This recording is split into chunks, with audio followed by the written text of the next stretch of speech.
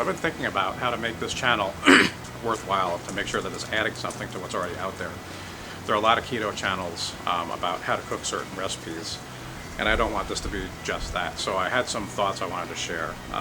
Number one, my job as a professor is to break things down. So I sort of want to get into doing that with these videos. Break things down into their components or their steps, and make sure that we're all prepared for each one of them. And what I'm talking about here, of course, is what it takes to succeed in maintaining this lifestyle. In terms of who am I to talk about that, I've been doing this keto thing, and I guess you might call it modified keto. Of course, we all have to modify things to our own needs and our own lives, but I've been doing it for 7 months and stuck with it and have no inclination whatsoever to stop doing it. So from what I can see, there are pretty much 5 steps involved in them. This is my first of multiple steps or components type videos.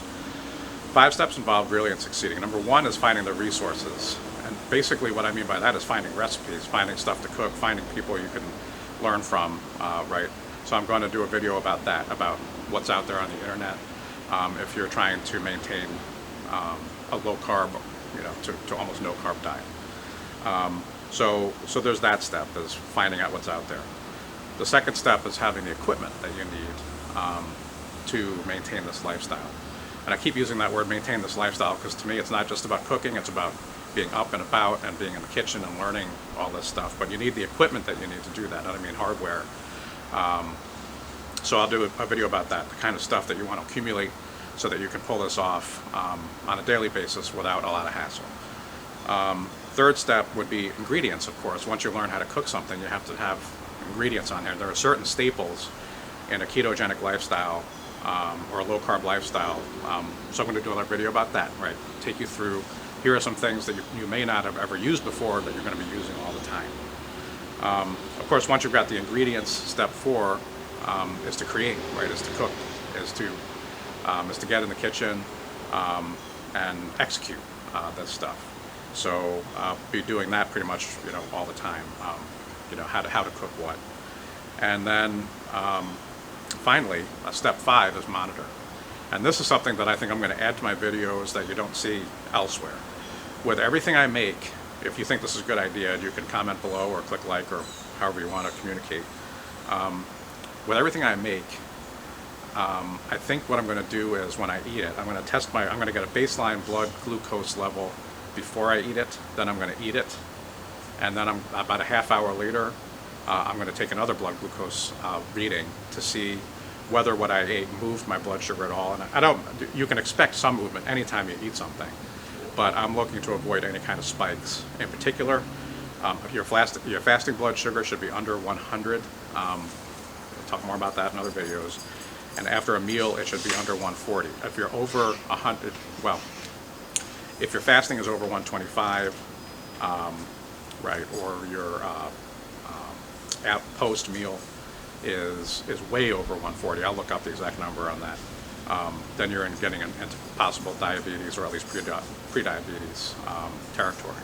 So those are the numbers you're looking for, and I'm going to keep monitoring myself, and I'll be posting pictures of where I was, like the baseline, where I was before I ate the meal, and then 30 minutes, and sometimes I'll also do 2 hours after eating to show if it moved blood sugar at all, and if so, did we at least avoid some kind of a spike. So I hope that's going to be useful to people who are, by definition, anything that's on my own YouTube channel is going to be anecdotal. It's not science, but at least it's something, and I can show you how it's affecting my life, if anybody finds that useful. So that's the way we're going to do it for the next couple weeks, and hope you'll join. Okay, so just as an example of how it's going to go from here on, again, we're going to start with step 1, which is resources. I was making chili, and I wanted something to serve with it, and so I wanted to make some biscuits. I found some a biscuit recipe on a site called Flav City. I'll share a link below, but this is one of many resources out there. Once I had the recipe, the equipment, I did not have all this equipment when I started keto. I'd had some of it, but most of it I've had to buy, including the silicone pad, which makes cleanup a lot easier, the baking rack, and things like that. As far as ingredients, this one was pretty simple. You see here a bowl with almond flour in it. Almond flour is very common in baking when you're on a ketogenic, doing a ketogenic lifestyle. Also, I had some green onions I wanted to get rid of. This recipe only called for a quarter cup, but I wanted to get rid of more, so I put more in there. The onion powder, garlic powder, salt, pepper, and some baking powder. Also, off to the side was some melted butter, and I can't remember if it was one or two eggs, beaten. Two eggs, I think it was beaten. I didn't go ahead and put those in the video because I didn't think it was necessary.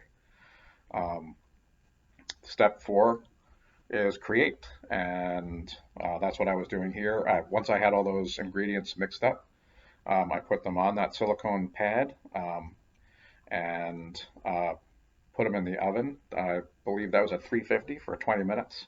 That's how they came out. If I hate to be immodest, but I think those look just as good as Flav Cities, if not a little better. Now we get to the part about step 5, monitoring.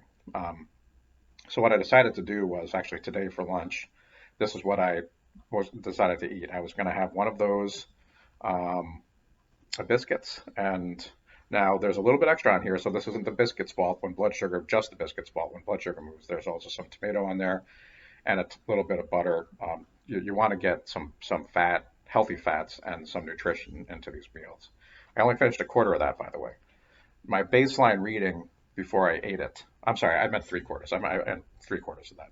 My baseline reading was 98. To illustrate sort of what's been going on here lately, this video shows my progression. It starts with a 7-day average and goes to 14, 30, 60, and 90. So here it goes. That's my 7-day average, 14-day average, 30-day average, and 60-day average, and that's the same as my 90-day average. You can see I am well in range of normal. Now, 113 was my reading a couple hours after I ate the that lunch. Actually, a half hour after it was 112. So this video went a little too fast. It showed the 112 for only a second, then went to 113. Um, so that's not bad at all. I mean, if after a meal, normal blood sugar is under 140, you're not in diabetic territory until you're over 180. So these are not numbers. That's certainly not a spike, and really nothing to be concerned about. So pretty happy with that. I actually like my blood sugar levels to be a little lower than this. They have been a little lower than this recently, but nothing at all to be concerned about. So that's the way we're going to do it for the next couple weeks, and I hope you'll join me the next time.